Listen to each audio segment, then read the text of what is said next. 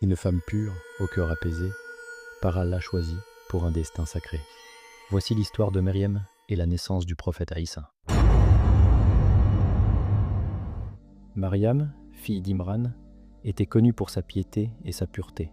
Depuis sa jeunesse, elle avait grandi dans la maison de la prière, consacrée entièrement à Allah. Chaque jour, elle s'isolait pour adorer son Seigneur, et son cœur ne vivait que de foi et de lumière. Un jour, alors qu'elle s'était retirée à l'écart, elle vit apparaître devant elle un homme à l'allure noble. Troublée et effrayée, elle dit aussitôt : « Je cherche refuge auprès du tout miséricordieux contre toi. » Mais il répondit : « N'aie pas peur, ô Maryam. Je suis Djibril, messager de ton Seigneur. Je viens t'annoncer la naissance d'un enfant pur. » Maryam, bouleversée, s'exclama : « Comment aurais-je un fils, alors qu'aucun homme ne m'a jamais touché ?» Djibril lui dit simplement : « Ainsi en a décidé ton Seigneur. C'est une chose facile pour Allah. Ton fils sera un signe pour les hommes et une miséricorde venue de lui. » Alors Maryam accepta le décret divin. Elle porta en elle cet enfant miraculeux, loin des regards, dans la patience et la prière. Quand vint le moment de l'accouchement, les douleurs la poussèrent vers un palmier desséché. Épuisée et en pleurs, elle dit : « Que ne suis-je morte avant cela, et que je fusse totalement oubliée ?» Mais une voix l'appela doucement : « Ne t'attriste pas, ô Maryam. Ton Seigneur a fait jaillir à tes pieds une source d'eau pure.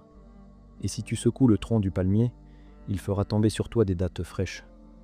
Mange, bois et apaise ton cœur. » Ainsi, dans ce désert silencieux, Maryam donna naissance à Aïssa, signe éclatant de la puissance d'Allah.